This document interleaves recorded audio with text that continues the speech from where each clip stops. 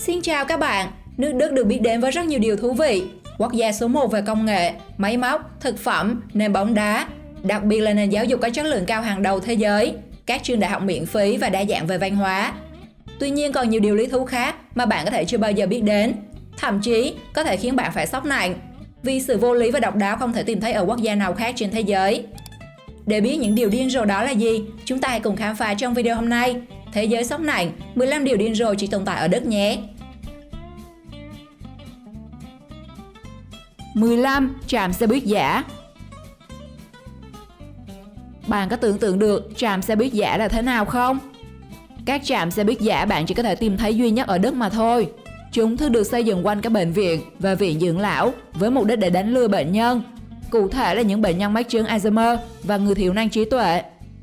Nếu những bệnh nhân này rời khỏi nơi điều trị, thông thường khi thấy bến xe buýt, suy nghĩ đầu tiên của họ là dừng lại ở đó và chờ xe buýt tới đưa họ đi thật xa. Nhưng những chuyến xe sẽ không bao giờ tới, cho đến khi họ được nhân viên y tế tìm thấy và thuyết phục họ quay trở về. Vậy nên nếu bạn thấy bến xe buýt, bạn nên tìm hiểu kỹ đó có phải là hàng phát không nhé. Vì nếu là bến phát, bạn có đứng cả tháng cũng không có một chiếc xe buýt nào đi qua đâu. Thực tế là đã có rất nhiều người từng chờ vài ngày cho một chuyến xe buýt mà vẫn không thấy xe tới. 14. Uống bia. Sau người Ireland, người Đức là những người tiêu thụ nhiều bia nhất. Điều này khiến Đức trở thành nước tiêu thụ bia lớn thứ hai trên thế giới. Lễ hội uống bia Oktoberfest của người Đức là một trong những lễ hội lớn nhất thế giới, thu hút gần 6 triệu người tham gia mỗi năm.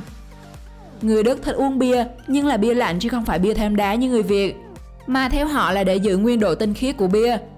Và bạn sẽ phải ngán ngẩm khi biết mỗi ly của người Đức chứa tới 1 lít bia, tức là tầm 3 lon của Việt Nam.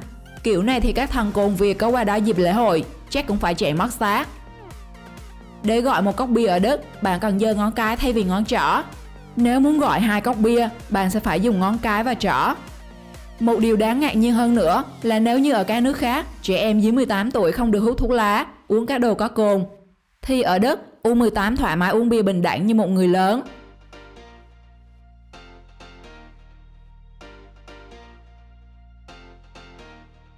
(13) Đường cao tốc Autobahn.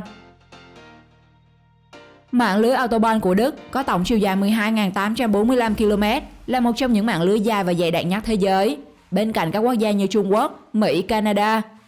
Đây là đường cao tốc duy nhất trên thế giới không giới hạn tốc độ. Bạn có thể đi với vận tốc 241 km/h, 322 km/h hoặc hơn nữa tùy ý.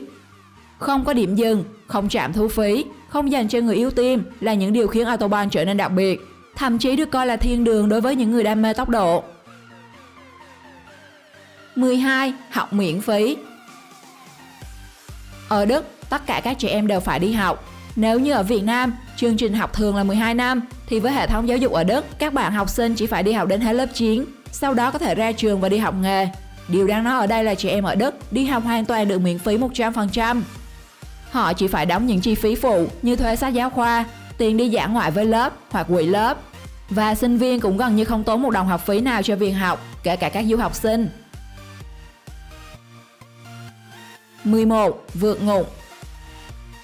Nếu như vượt ngục bị xem là phạm pháp và sẽ phải chịu thêm hình phạt rất nặng ở các quốc gia, thì ở Đức, tội phạm vượt ngục sẽ không bao giờ bị khép tội, dù trước đó họ bị tội gì đi nữa.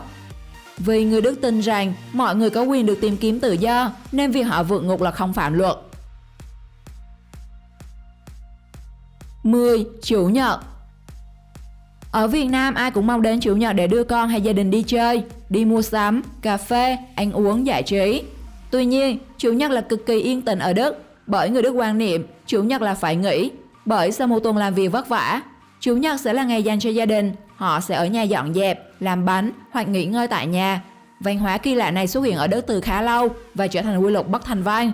Do đó mà 100% các hàng quán, khu vui chơi thường đóng cửa vào ngày Chủ nhật. 9. Taxi.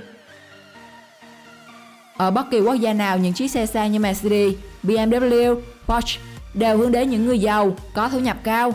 Riêng ở Đức thì ngoại lệ, khi những dòng xe sang, thậm chí siêu sang, lại được sử dụng làm taxi nhiều như những chiếc xe bình dân mang thương hiệu Toyota, Kia ở nhiều nước. Bắt taxi ở Đức, bạn dễ dàng được hưởng thụ cảm giác đi siêu xe như giới siêu giàu với các hãng như Mercedes, Audi, hai hãng xe nổi tiếng nhất nước Đức và có chi phí rất đắt đỏ. 8. Bồn cầu ở Đức. Người Đức luôn nổi tiếng với những thiết kế sáng kiến hết sức kỳ lạ và độc đáo. Thế nhưng khi nói đến thiết kế bồn cầu thì người Đức càng khiến thế giới sốc nặng với sự sáng tạo vô đối thủ của mình. Với cấu trúc khác hoàn toàn với các bồn cầu ở các quốc gia trên thế giới, nhưng không ai không thừa nhận rằng sáng tạo độc đáo này góp phần không nhỏ cho mục đích bảo vệ sức khỏe của những người sử dụng toilet. 7. Cấm xây lâu đài cát trên biển. Thay vì ở Việt Nam, bạn được vô tư xây lâu đài cát, thì nhiều bãi biển ở Đức lại cấm trẻ em chơi trò này. Ở một số bãi biển, bạn vẫn được cho phép xây lâu đài cát, nhưng phải nghiêm túc tuân theo những quy định đối với kích thước lâu đài cát. Theo bạn, vì sao lại có luật cấm khó hiểu như vậy? Hãy comment câu trả lời của bạn bên dưới video nhé! 6. Tiền mặt. Trong khi chúng ta đang hướng đến việc thanh toán điện tử, thì người Đức lại thích xài tiền mặt thế mới lạ chứ. Trung bình, ví của người dân Đức giữ gần gấp đôi số tiền mặt so với người Úc, Mỹ, Pháp và Hà Lan, và có gần 80% toàn bộ giao dịch ở Đức được thực hiện bằng tiền mặt. Và lý do cho sở thích khác người này rất đơn giản, nó giúp theo dõi và quản lý chi tiêu của họ dễ dàng hơn. Và nếu qua Đức, bạn nhớ phải luôn mang theo tiền mặt nhé, vì họ không thích quẹt thẻ hay dùng tiền điện tử thanh toán các giao dịch. 5. Sinh nhật. Tại Đức, chúc mừng sinh nhật là phải đúng ngày. Bạn đừng bao giờ chúc trước ngày sinh nhật thật sự của họ, nếu không muốn nhận những tia nhìn giận dữ hoặc thậm chí là cơn thịnh nộ từ họ. Người Đức quan niệm chúc mừng sinh nhật sớm là một điểm không may. Người Đức thường mời bạn bè đến nhà của mình ăn uống vào buổi tối, ngay trước ngày sinh nhật. Nhưng chỉ khi đồng hồ điểm đúng 12 giờ đêm, nhân vật chính mới chính thức nhận những lời chúc mừng từ bạn bè của mình. Ai có bạn bè là người Đức thì nhớ lưu ý điều này nhé. 4. Nhặt được của rơi. Nếu bạn nhặt được của rơi, bạn sẽ làm gì? Hãy comment câu trả lời của bạn trong phần bình luận nhé. Trong trường hợp bạn vô tình đánh rơi đôi găng tay của mình ở trạm tàu hỏa, thì hãy đến ngay các gốc cây mà tìm, vì người nhặt được găng tay của bạn sẽ treo chúng ở đó. Các vật dụng thất lạc được treo trên cây là một điều khá phổ biến trên hầu hết các đoạn đường hoặc các ga tàu điện tại Đức.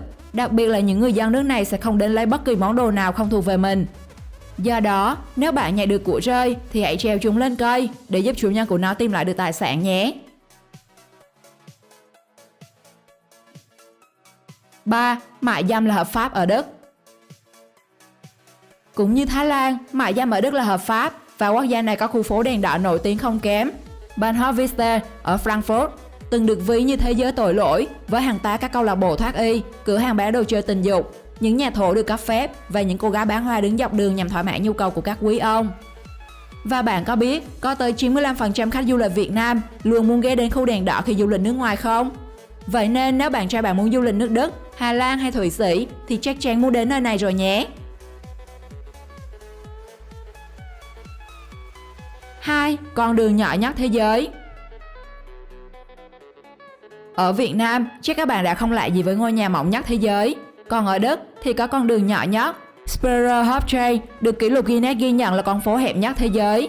Con đường dài chưa đầy 4 m, có chiều rộng trung bình 40 cm, khoảng cách tại điểm nhỏ nhất là 31 cm.